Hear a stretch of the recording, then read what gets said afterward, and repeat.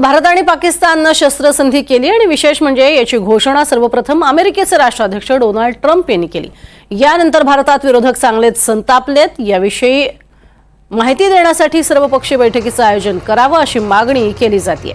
आज विरोधकांकडून ही मागणी आणखीनच तीव्र केली जाईल।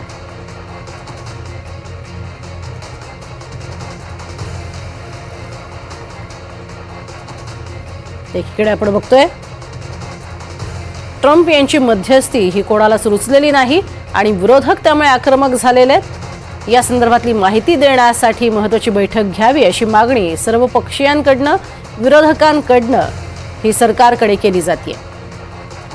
तर विशेष अधिवेशन न बोलवणं हा संसदेचा अपमान असल्याचंही यावर संजय राऊतांनी म्हटलंय।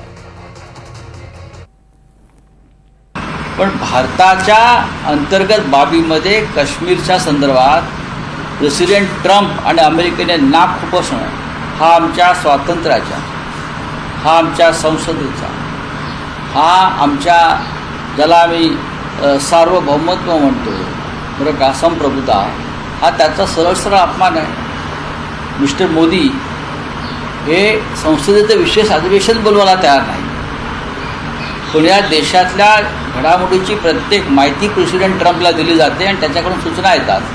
हा संसदेचा अपमान आहे आमचा।